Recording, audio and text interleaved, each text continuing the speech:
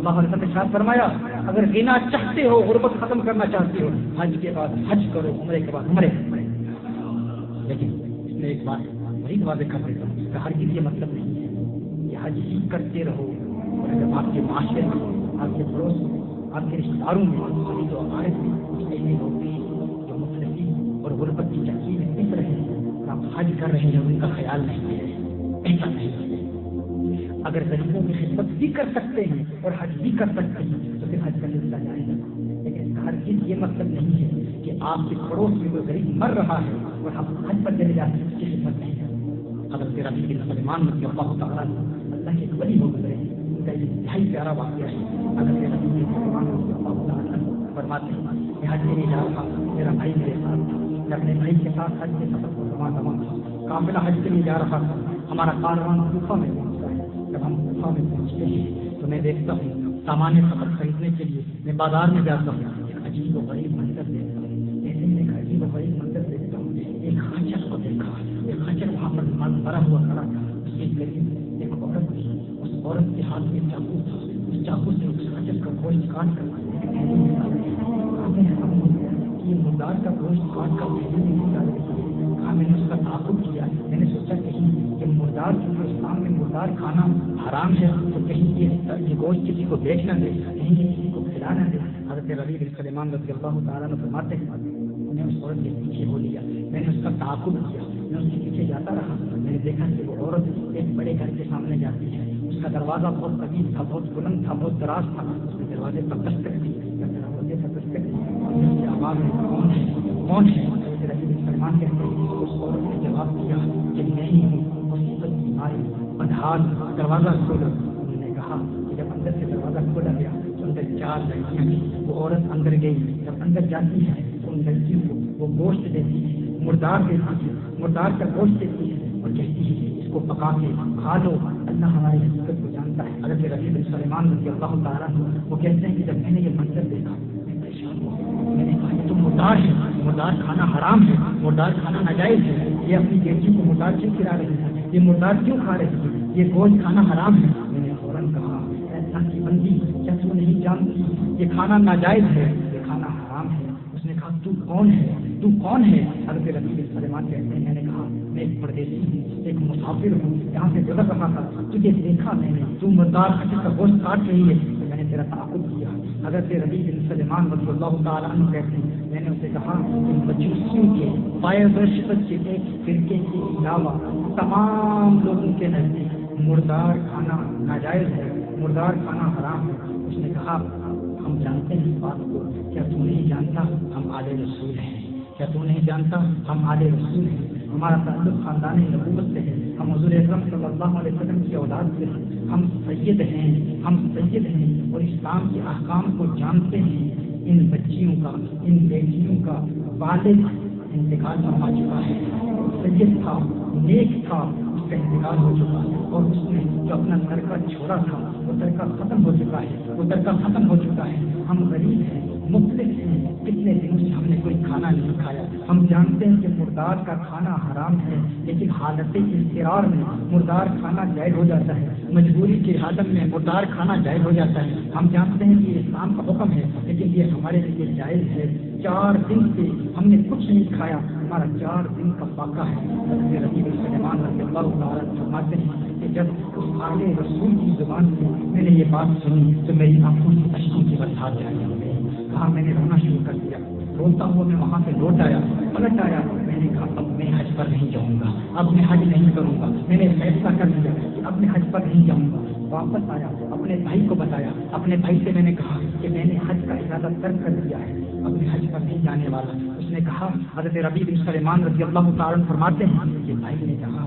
کہ نہیں ایسا ہرگز نہیں کرنا۔ حضور اکرم صلی اللہ علیہ وسلم نے ارشاد فرمایا جو حج کرتا ہے اس کے اگلے پچھلے تمام گناہوں کو اللہ معاف فرما دیتا ہے، جو حج کا ارادہ ترک نہ کرے۔ کہا اس نے میری بڑی مستحب رہی لیکن میں نے ارادہ کر لیا تھا میں اب حج پر نہیں جاؤں گا۔ حضرت ربیع بن سلیمان رضی اللہ تعالیٰ فرماتے ہیں کہ اس وقت میرے پاس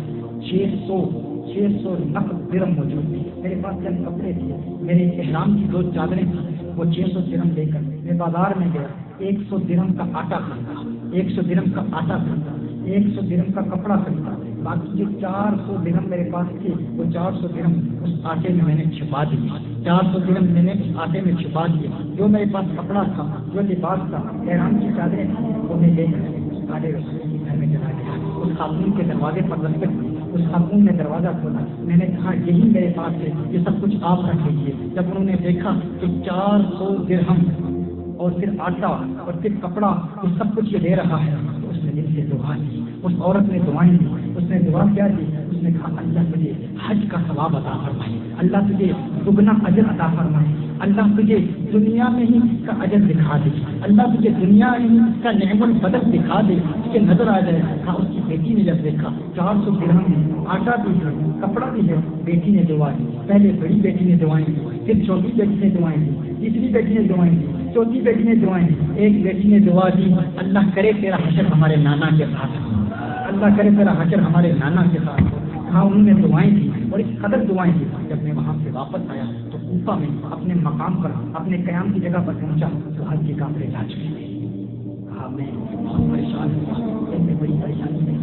دل میں یہ تمنائیں مچل گئی، یہ آرزو ہے، یہ خواہشات کہ میں حج کے لیے آیا تھا، قافلہ چلا گیا، میں کوفہ میں رہ گیا، کاش کہ میرا بھی بلاوا آ جاتا، کاش کہ میں بھی حج پر چلا جاتا۔ کہا میں وہی انتظار کرتا رہا یہاں تک کہ حج کے قافلے جو حج کے لیے گئے تھے، حج کے وہ قافلے واپس آنا شروع ہو گئے، کاروان حج واپس آنا شروع ہو گئے۔ جب حاجیوں کی واپسی کا میں نے سنا تو میں نے ارادہ کر لیا، ایک پختہ عزم کر دیا کہ میں ہر حاجی کا استقبال کروں گا،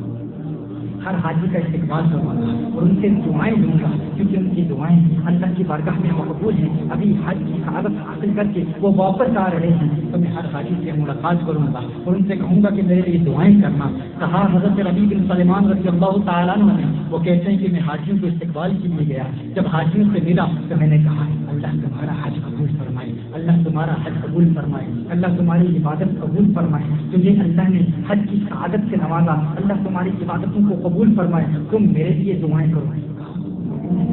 وہ لوگ جو حج سے واپس آ رہے تھے، جن کا استقبال کرنے کے لیے میں گیا تھا، انہوں نے کہا کیا بات کر رہا ہے، کیا کہتا ہے، کیا کہہ رہا ہے، کیا تو یہ کہنا چاہ رہا ہے کہ تو حج پر نہیں گیا تھا، کیا تو حج سے انکار کرتا ہے، کیا تو یہ کہتا ہے کہ تو حج پر نہیں گیا تھا؟ عرفات میں ہمارے ساتھ کون تھا، مطاف میں ہمارے ساتھ کون تھا، رمی جمرات میں ہمارے ساتھ کون تھا، تو ہمارے ساتھ طواف بھی کرتا تھا، میدان عرفات میں بھی تھا، شیطان کو کنکریاں بھی مارتا تھا، آج ہمیں کہہ رہا ہے کہ اللہ تمہارا حج قبول کرے، ہمیں کہہ رہا ہے کہ ہمارے لیے دعا کرو، ارے تو ہمارے ساتھ تھا۔ تو کہتا ہے میں نے کہا اللہ یہ کیا ماجرا ہے، یہ کیا مسئلہ ہے، یہ کیا لطف و کرم ہے، میں حیران و پریشان، ارے میں تو کوفہ میں ہوں، یہ کہہ رہے ہیں میں حج پر گیا تھا۔ میں دیکھتا ہوں کہ میرے شہر کے لوگ بھی واپس آ رہے ہیں، جو میرے محلے کے میرے علاقے کے لوگ جو حج کے لیے گئے تھے، میں نے دیکھا وہ کاروان بھی واپس آ رہے ہیں، وہ قافلے بھی واپس آ رہے ہیں۔ میں نے ان سے ملاقات کرنا، ان کے پاس گیا، ان سے کہا میرے لیے دعا کرو، اللہ نے تمہارا حج قبول کیا ہے، میں تمہارے لیے دعا کرتا ہوں، تم میرے لیے دعا کرو، اللہ تمہاری صحیح مشغول فرمائے، اللہ تمہاری عبادتوں کو قبول فرمائے۔ وہ کہہ رہے ہیں تمہاری کیا کہہ رہا ہے، کیا تم ہمارے ساتھ نہیں تھا؟ طواف کے وقت تو ہمارے ساتھ تھا، عرفات کے میدان میں تو ہمارے ساتھ تھا، عبادت میں تو ہمارے ساتھ تھا، مزدلفہ میں تو ہمارے ساتھ تھا، مینا میں تو ہمارے ساتھ تھا، تو ہمیں کہتے؟ میں نے کہا ارے میں تو کوفہ میں رہ گیا تھا، میں کہاں آپ کے ساتھ تھا؟ کہا میں حیران و پریشان۔ اچانک ایک صاحب میرے سامنے آ گئے، وہ کہتے ہیں تو یہ کہتا ہے تو حج پر نہیں تھا، تو یہ کہتا ہے تو حج پر نہیں تھا۔ ارے یہ تھیلی دیکھ لے، یہ تھیلی دیکھ لے۔ جب مسجد نبوی شریف میں وصال مآب صلی اللہ علیہ وسلم کی بارگاہ میں حاضری کا شرف حاصل کرنے کے بعد سلام عرض کرنے کے بعد جب ہم مسجد نبوی شریف میں حضور اکرم صلی اللہ علیہ وسلم کے مواجہہ اقدس میں سلام عرض کر رہے تھے، سلام عرض کرنے کے بعد باب جبریل سے جب ہم باہر نکلے تو بھیڑ بہت زیادہ تھی، ازدحام بہت زیادہ تھا، اس وقت تو نے مجھے یہ تھیلی دی تھی، یہ تھیلی امانت سے واپس دی۔ میں پریشان حیران، ربیع بن سلیمان کہتے میں کہہ رہا تھا یہ کیا کہہ رہے ہیں؟ میں نے تھیلی دیکھی، اس تھیلی پر لکھا تھا من عاملنا ربحا، من عاملنا ربحا، من عاملنا ربحا، جو ہمارے ساتھ کاروبار کرتا ہے نفع اٹھاتا ہے، جو ہمارے ساتھ معاملہ کرتا ہے، نفع اٹھاتا ہے۔ میں حیران پریشان، خدا کی قسم ساری زندگی میں نے تھیلی کو کبھی دیکھا بھی نہیں تھا، میں نے تھیلی کو دیکھا، حیران ہو گیا، تھیلی لے کر گھر واپس آیا، عشاء کی نماز ادا کی، عشاء کی نماز ادا کرنے کے بعد کچھ وظائف تھے، وظائف پڑھے، وظائف کرنے کے بعد آنکھیں بند، سو گیا، آنکھ بند، قسمت نے لڑائی کی، کون ہے ان کے بعد کس رہا سیاح لانے کا ناوش حد و جہاں مالک کے ارض ہفتہ سما چارہ سازے درد منا فخر رسولہ آمنہ کا لال میرے سامنے موجود تھا، آمنہ کا لال میرے سامنے موجود تھا، مدینے والے آقا صلی اللہ علیہ وسلم میرے سامنے موجود تھے۔ آقا مسکرا رہے ہیں، مسکرا رہے ہیں، میں نے سلام عرض کیا، آقا نے جواب اچھا فرمایا، میں نے سب سے بوجھی کا سر پاس کیا، میں نے آقا کے ہاتھ چومے، آقا نے فرمایا ہے ربیع بن سلیمان، ہے ربیع بن سلیمان، اب کتنے گواہ چاہتا ہے، کتنے گواہ چاہتا ہے، کتنے گواہیاں چاہتا ہے، ارے کتنے گواہ پیش کر دیے، اب بھی نہیں مانتا کہ تو نے حج کیا ہے،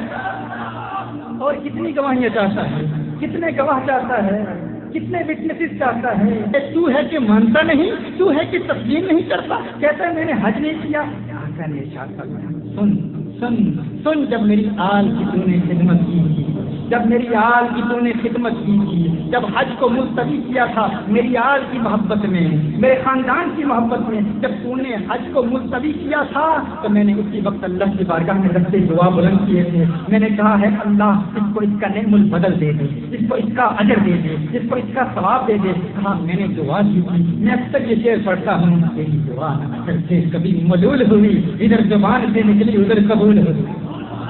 میرے آقا صلی اللہ علیہ وسلم نے ارشاد فرمایا میں نے دعا کی، اللہ کے بارگاہ میں التجا کی تھی، اے اللہ کے نعم البدل عطا فرما دے۔ جب میں نے اللہ کی بارگاہ میں دعا کی تو اللہ نے اسی وقت ایک فرشتہ میری صورت پر پیدا کر دیا، اللہ نے اسی وقت ایک فرشتہ تیری صورت پر پیدا کر دیا اور اللہ نے اس فرشتے کو حکم فرمایا میرے نبی کی آل سے پیار کرنے والے کا اجر یہ ہے فرشتے تو ربیع بن سلیمان کی صورت میں قیامت تک ہر سال حج کرتا رہے، ہر سال حج کرتا رہے، ہر سال حج کرتا رہے۔ میرے آقا صلی اللہ علیہ وسلم نے ارشاد فرمایا کہ وہ جو 600 درہم تو نے دیے تھے نا، اللہ نے اس کا متبادل دگنا کر کے دے دیا۔ تو نے 600 درہم دیے تھے، اللہ نے اس کا متبادل 600 دینار، 600 سونے کی اشرفیاں دے دی، 600 سونے کی اشرفیوں میں بدل دیا ہے۔ پھر میرے آقا صلی اللہ علیہ وسلم نے کہا فرمایا تو اب اپنی آنکھیں ٹھنڈی کر، اپنی آنکھ ٹھنڈی کر، اپنی آنکھ ٹھنڈی کر۔ میرے آقا نے ارشاد فرمایا، حضرت ربیع بن سلیمان کہتے ہیں خواب میں دیکھتا ہوں آقا صلی اللہ علیہ وسلم کا آخری جملہ کیا تھا، مدینے کے تاجدار کا آخری جملہ کیا تھا؟ آقا نے فرمایا من عاملنا ربح، من عاملنا ربح، من عاملنا ربح، جو ہم سے کاروبار کرتا ہے نفع اٹھاتا ہے، جو ہم سے معاملہ کرتا ہے نفع اٹھاتا ہے۔ آقا یاد دلا رہے ہیں اس تھیلی کو نہ بھولنا، اس تھیلی کو نہ بھولنا۔ تھیلی کون سی تھی؟ وہ جو باد جبریل سے وہ فرشتہ آیا تھا ربیع بن سلیمان کی صورت میں، اور اس نے وہ تھیلی دی تھی، کہا تھا یہ امانت ہے لے جاؤ۔ یہ امانت کس کے لیے تھی؟ ربیع بن سلیمان کے لیے تھی، اللہ کے اس پیارے بندے کے لیے تھی، آل رسول سے پیار کرنے والے کے لیے تھی۔ ربیع بن سلیمان کو وہ تھیلی دی گئی تھی، اس تھیلی پر یہی لکھا تھا من عاملنا ربح۔ تو آقا فرما رہے ہیں وہ جو 600 دینار ہے نا، وہ میں تجھے بتا رہا ہوں وہ کہاں ہے، اشارہ دے دیا، کلو دے دیا۔ من عاملنا ربحا، جو ہمارے ساتھ معاملہ کرتا ہے نفع اٹھاتا ہے۔ ربیع بن سلیمان کہتے ہیں میری آنکھ کھلتی ہے، فوراً تھیلی اٹھاتا ہوں، تھیلی کو کھولتا ہوں تو اس تھیلی میں مجھے 600 دینار نظر آتے ہیں۔